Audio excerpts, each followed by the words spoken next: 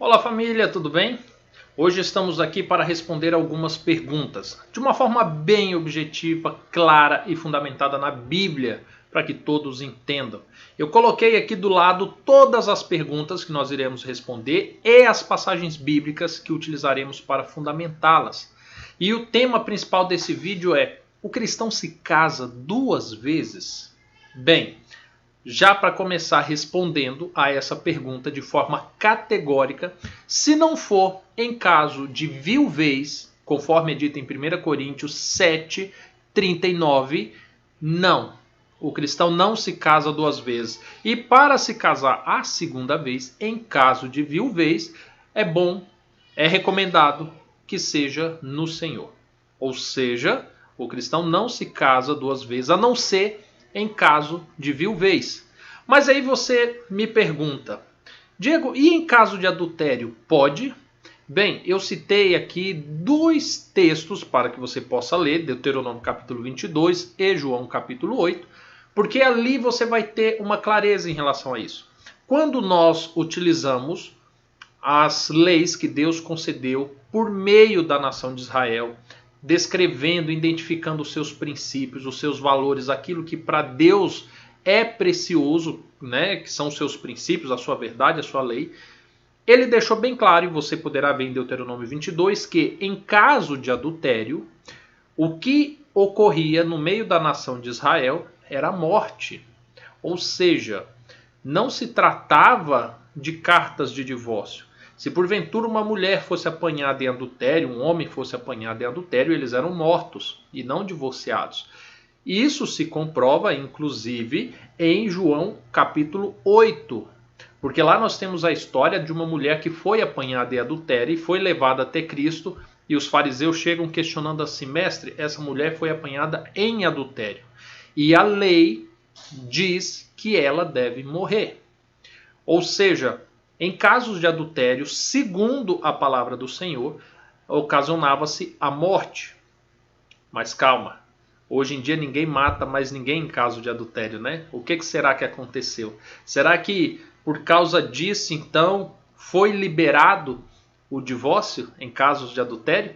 Porque agora, em Mateus 19, nós temos um momento em que os fariseus vão lá para testar a Jesus e questionam: olha, por que então foi mandado por Moisés que desse carta de divórcio? Algumas pessoas fazem uma confusão tremenda com esse verso em questão, com esse contexto, porque eles acreditam que esse contexto seria já a graça de Cristo abolindo a lei de Moisés e concedendo agora, ao invés da morte, o divórcio aos seres humanos. Mas não é nada disso que aconteceu. Porque se você for ler o capítulo 24 de Deuteronômios, do verso de 1 a 4, você vai ler a respeito da lei de Moisés acerca do divórcio. E ela não tratava de adultério. Não. Quando nós vamos para os textos originais, hoje na nossa Bíblia em português, é utilizado o termo de imoralidade sexual, indecência. Mas o texto original identifica nudez, ou seja, uma exposição íntima.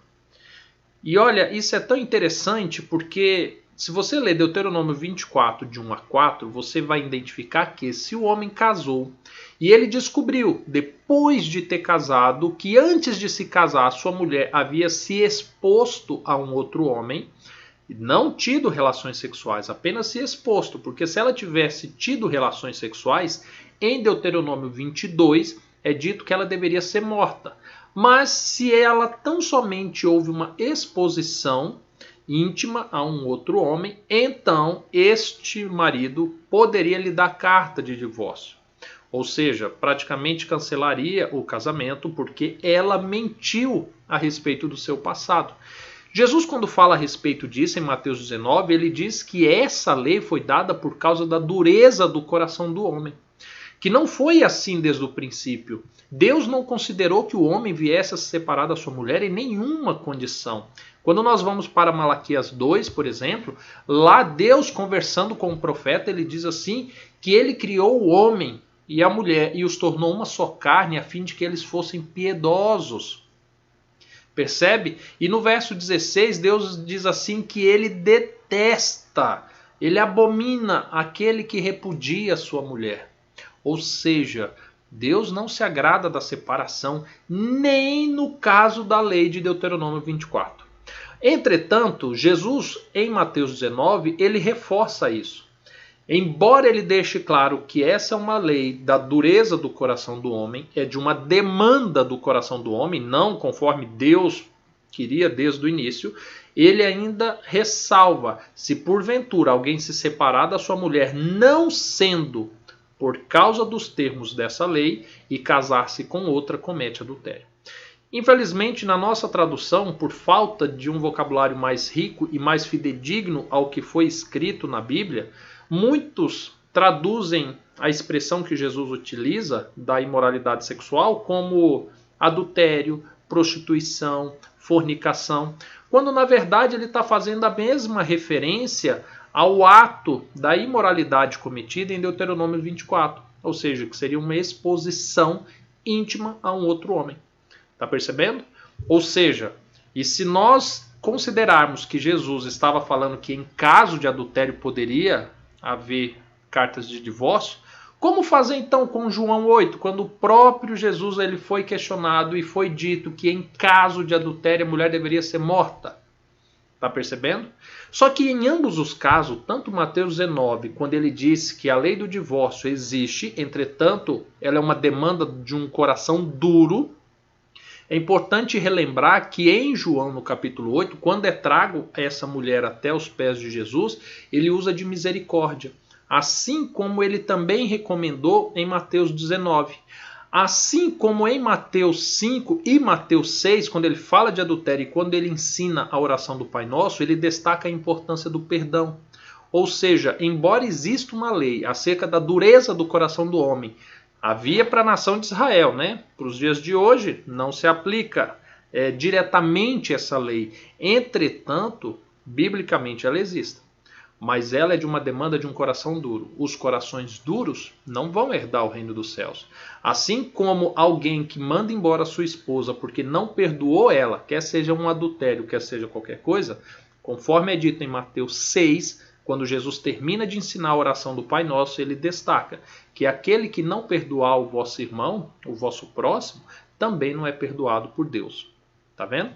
E agora a pessoa pode se questionar assim: Diego, tudo bem, mas não foi eu que me divorciei, foi meu marido, foi minha esposa, não foi eu que traí, não foi eu que fui embora, foi ele que foi embora, foi ela que foi embora, eu sou a parte inocente, eu fui abandonada. É justo agora que eu fique sozinho, que eu não me case novamente? Bem, se você ler 1 Coríntios no capítulo 7, mais precisamente a partir do verso 10 e o verso 11, vai ser claríssimo a ordem de Paulo dizendo que é ordem de Deus que o casal não se separe. Entretanto, se vier a se separar, que fiquem sem se casar.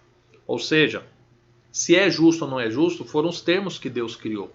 Então, independente da justiça humana de olhar para algo e achar que deve ou não deve, Deus não permite. Agora, se porventura, mesmo sendo abandonado, eu não posso me casar de novo, em que caso que será adultério um novo casamento? Ou, em que caso não será adultério um novo casamento? Bem, quando nós vamos para Romanos, no capítulo 7, do verso de 1 a 3, ali Paulo, ele escrevendo aos romanos, ele deixa bem claro que a mulher, caso venha se casar com outro homem, ou um homem venha se casar com outra mulher, independente das causas da separação, se essa primeira mulher ou esse primeiro marido for vivo, ela será tida por adúltera aos olhos do Senhor. Simples assim. Ou seja, independente da razão pela qual você se separou, se um dia vocês se uniram, aquilo que Deus uniu, o homem não separa. O próprio Jesus diz isso. Ou seja, não existe circunstância que possibilite um novo casamento. Mas talvez você se pergunte: Diego, mas no meu caso eu já me casei e foi no tempo da ignorância. Eu não sabia dessas coisas. Eu não sabia que casar de novo era adultério. Eu não sabia que era pecado. E agora, o que eu devo fazer? Bem, Em João, no capítulo 8, 32, é dito: conhecereis a verdade e a verdade vos libertará. Se você não sabia acerca deste pecado que estava cometendo, glória a Deus, porque agora você sabe. Conforme é dito em Provérbios, todo aquele que confessa e deixa o teu pecado alcançará misericórdia. Ou seja, você não sabia que estar casado pela segunda vez é adultério. Agora você sabe. Conforme a ordem bíblica, você deve confessar a Deus esse pecado e abandonar esse pecado. Para ser mais claro, talvez você pense assim: Diego, eu deveria abandonar minha segunda família? Bem, se você for ler a história da nação de Israel no livro de Esdras, você vai verificar que sim, isso está em conformidade com a palavra do Senhor. Lá nós temos o momento em que a nação percebe que constituíram casamentos ilícitos, conforme a palavra do Senhor. E diante de um concerto que eles fizeram com Deus para alcançar misericórdia, eles se propuseram diante de Deus abandonar suas mulheres, abandonar os casamentos ilícitos, para agora se alinharem à vontade de Deus. E Deus se agradou desse ato. Ou seja, conforme todos esses versos bíblicos, e agora eu deixei aqui livro e capítulo para que você faça leitura, justamente para quê? Para que você estude todo o contexto e tenha certeza que a Bíblia é claríssima em relação a isso. Não se deixe levar por sensacionalismo, não se deixe levar pela busca humana de justiça própria, não se deixe levar pelo que as instituições te ensinam. Vá tão somente para o assim diz o Senhor e certamente você alcançará misericórdia. Tá bom? Que Deus abençoe. Se você concorda, discorda, quer acrescentar mais alguma coisa, deixa aqui nos comentários. Aproveita, se inscreva aqui no canal, compartilhe esse vídeo para que ele chegue a mais corações sinceros, assim como o seu. Tá bom? Fica com o Senhor. Até o próximo vídeo. Até mais. Tchau, tchau.